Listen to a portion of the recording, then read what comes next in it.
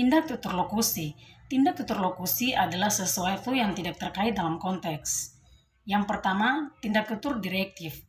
Pada sebuah contoh, seorang siswa yang menyampaikan kalimat, "Baik Bu, saya akan membacakan hasil diskusi dengan teman sebangku saya."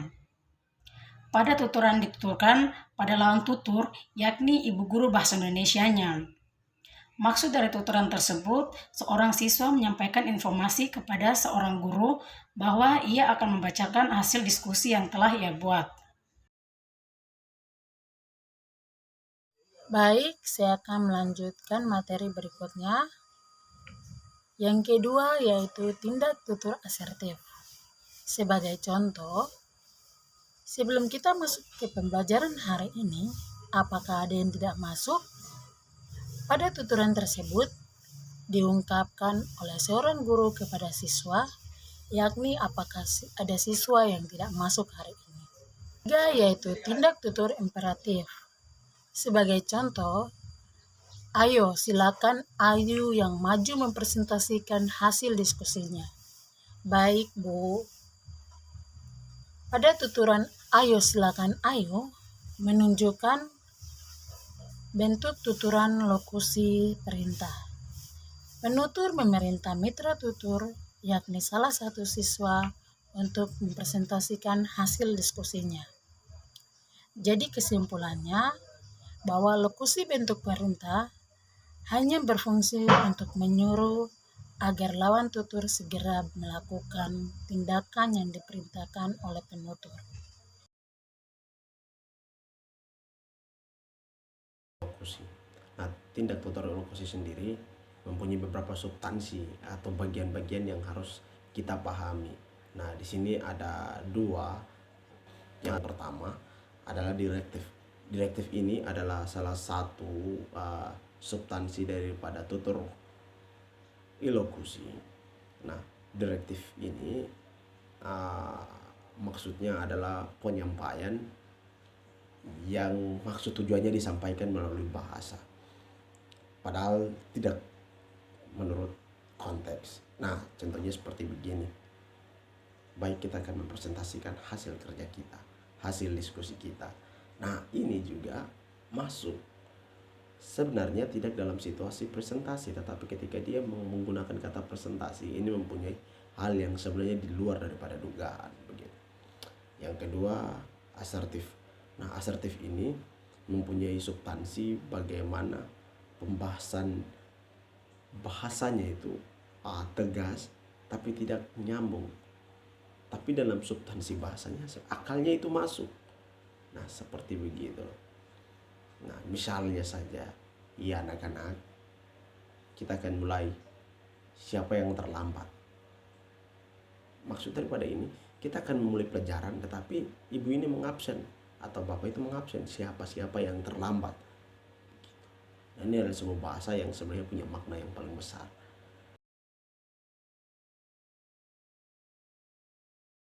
Yang berikut ialah ekspresif, merupakan tuturan memuji. Contohnya, tas kamu bagus sekali. Pada tuturan tersebut, penutur memuji kepada mitra tutur karena tas yang ia gunakan bagus sekali. Yang berikut ialah komisif. Komisif merupakan tindak tutur yang melibatkan pembicara pada beberapa tindakan yang akan datang.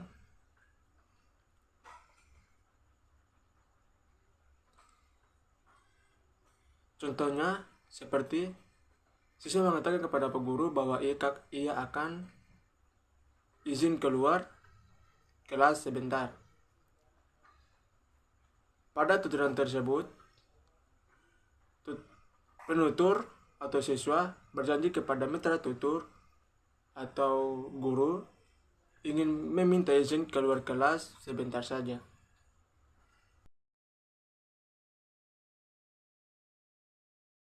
Yang berikut adalah tindak tutur perlokusi. Tindak tutur perlokusi adalah tuturan yang memiliki efek atau daya pengaruh yang ditimbulkan dari tuturan penutur terhadap mitra tutur. Berikut ini adalah 4 poin yang didapat dalam kegiatan riset. Poin yang pertama yaitu bentuk sindiran.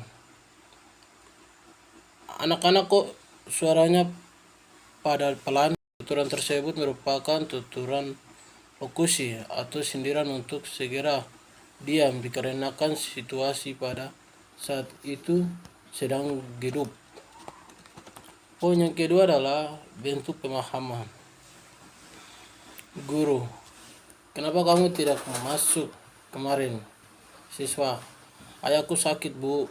Tuturan tersebut mengandung sebuah lokusi berupa informasi kepada siswa lain, maka lokusi adalah meminta maaf karena tidak masuk sekolah, dan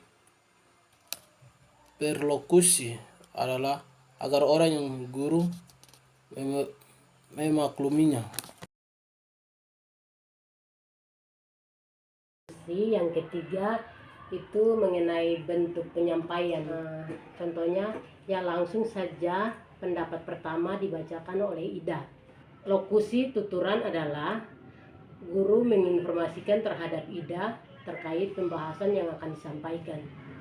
Tuturan ilokusi yakni berupa suruhan yang dituturkan oleh guru terhadap Ida.